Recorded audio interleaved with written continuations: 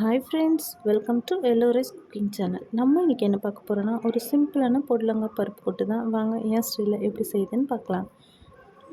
அரை கப்பளவு துவரம்பருப்பு, 1/4 கப்பளவு கடலைப்பருப்பு போட்டு நல்லா 2-3 தடவை வாஷ் பண்ணி எடுத்துக்கோங்க. பருப்பை நல்லா கழுவி எடுத்துக்கோங்க.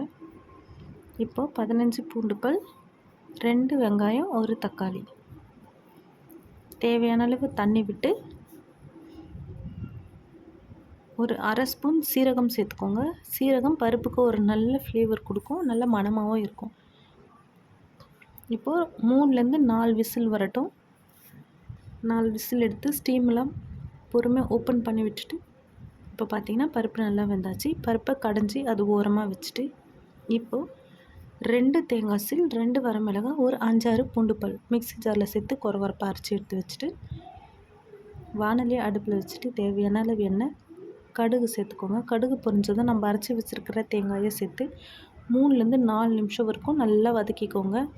தேங்காய் எண்ணெயில் வதங்கும் போது ஒரு நல்ல ஃப்ளேவர் கொடுக்கும் பொடலங்காய்க்கு. இப்போ ஒரு கொத்து கருவேப்பிலை,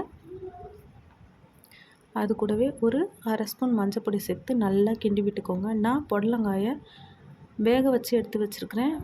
இப்போ இந்த பொடலங்காயை இந்த தேங்காய் கூட சேர்த்து நல்லா மிக்ஸ் பண்ணி விடுங்க. தேங்காயும் பொடலங்காய் கூட சேர்த்து ஒரு 2-3 நிமிஷம் அப்படியே வேகட்டும். பொறுமையாக கிண்டி விடுங்க. அடுப்பு ஸ்லோ ஃப்ளேம்லேயே இருக்கட்டும். இப்போ வரமிளகாய் போட்டு தேங்காயில் அரைச்சதுனால காரம் கம்மியாகவே போட்டுக்கோங்க. மிளகாய் பொடியை சேர்த்து நல்லா கிண்டி விடுங்க. மிளகாய் பொடியோட பச்சை ஸ்மெல் போகிற அளவுக்கு கிண்டி விட்டுட்டு, நம்ம கடைஞ்சி எடுத்து வச்சுருக்குறோம் இல்லைங்களா, அந்த பருப்பை அது கூட சேர்த்து ஒரு 5 நிமிஷம் ஸ்லோ ஃப்ளேம்லேயே இருக்கட்டும். இப்போ பருப்பு கூட்டு பொடலங்காய் தேங்காய் எல்லாமே நல்லா மிக்ஸ் பண்ணி விடுங்க. ஒன்றோடு ஒன்று நல்லா மிக்ஸ் ஆகணும். நல்லா கிண்டி விடுங்க.